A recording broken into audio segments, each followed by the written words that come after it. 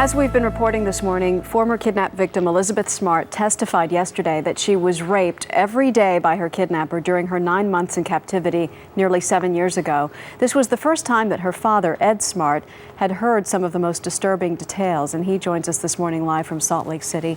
Mr. Smart, thanks for joining us. Good morning. Thank you, Maggie. You sat there yesterday and watched your daughter bravely testify for an hour and 40 minutes. What did she reveal that you didn't know before? You know, I just had no idea of the extent of the abuse and manipulation that she lived through for those 9 months. And I just, when I heard the entire story and his manipulation of her, I feel like he is absolutely manipulating our courts to death. And that if he isn't found competent, it will be an incredible travesty, and our system is, truly broken. One of the things that's really disturbing me right now is, we've been through the state system, we're currently in the federal system.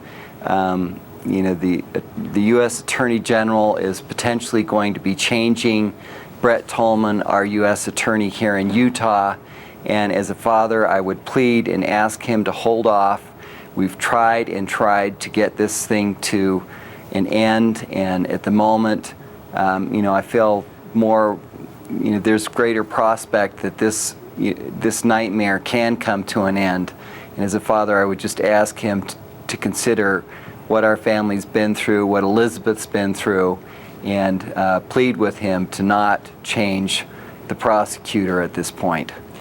She's been through so much, and yet she's so composed and so together when she relives it. Does she have her moments of weakness when she just does crack? Her comment to me a couple of weeks ago as we were talking, she said, "Dad, this is the last thing on earth that I want to talk about." And, yesterday I was completely amazed at how she was able to move forward, and I just want to thank all of those people out there who have prayed for her and continue to pray for her, because I believe that has truly given her strength to be able to move forward. And I just, as a family, we knew that yesterday would be very hard. I was amazed. We left and went up to our cabin and have just been kind of enjoying each other. But I feel like there's so many victims out there that this happens to, and as a country we have got to change that. And I would encourage everyone, go to notonemorechild.org and also Rad Kids.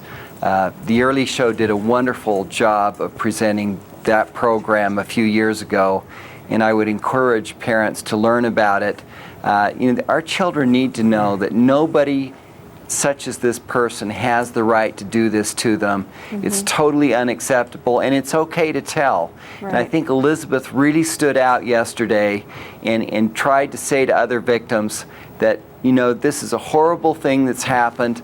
It's an outrage, but justice has to be served.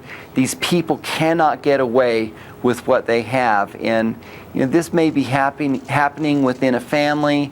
It may be happening by a stranger. But it's just something that our children have to learn, that fine line that nobody has the right to hurt them. All right, Ed Smart, thank you very much.